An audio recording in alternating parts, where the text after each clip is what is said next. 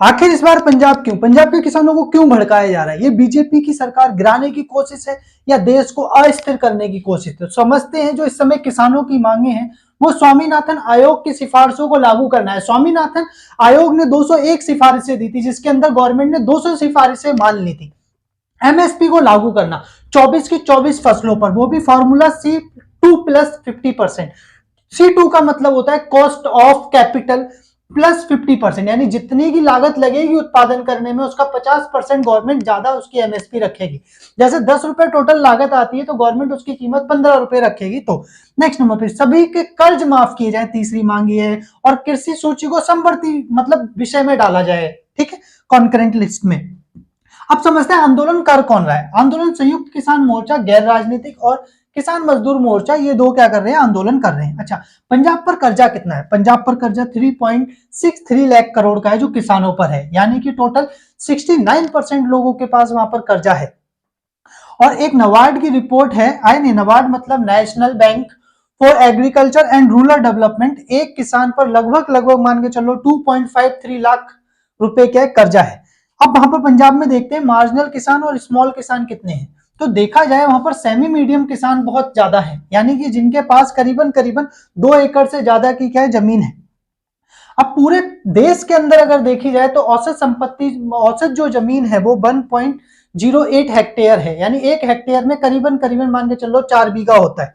औसत जो है पंजाब के पास वो 3.62 हेक्टेयर है। इसका मतलब है औसत, राष्ट्रीय औसत से करीबन 3 गुने से भी ज्यादा प्रॉपर्टी पंजाब के पास है, किसानों के पास। अब पंजाब के किसानों की आय जरा देख लेते हैं। आय यहाँ पर 1,73,000 रुपए वार्षिक आय है, जबकि यूपी की मात्र 70,000 ही है। ठीक है, 1 लाख रुपए पंजाब की ज्यादा, बिहार की तो करीबन 50,000 ही है। ठीक है, वेस्ट बंगाल 1,33,00,000, राजस्थान 1,35,00,000।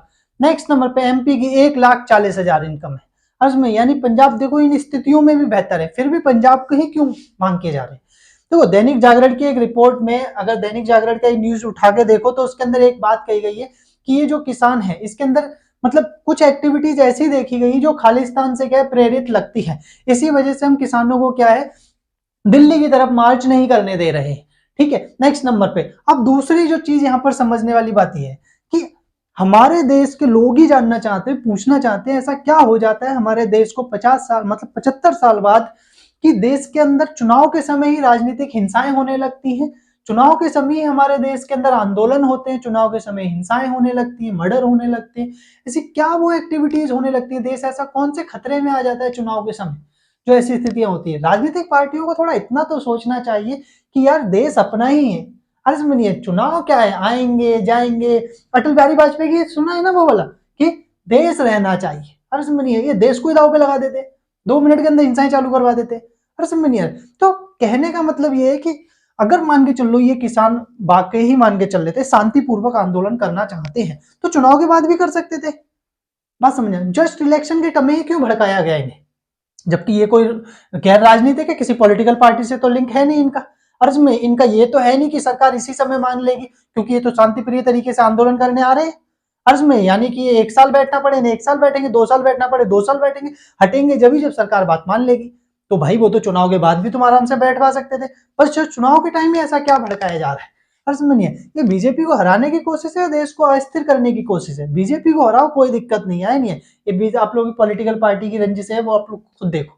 अरे समझिए, पर देश के अंदर ऐसी एक्टिविटी क्या है? नहीं होनी चाहिए, क्योंकि जनता पूछती है, हर वो नागरिक पूछता है जो 5 बजे क्या है अपना जॉब से आता है, हमारी वीडियो देखता है या न्यूज देखता है, वो ये देखना चाहता है देश हमारा कहाँ पहुंचा, और उसे ये न्यूज देखने को मिलती है तो बेचारे को क्या लगता है यार हम इतनी मेहनत कर रहे हैं इसलिए कि ये पार्टियां आपस में लड़े और हमें अस्थिर करने की कोशिश कर रहे हैं देश को।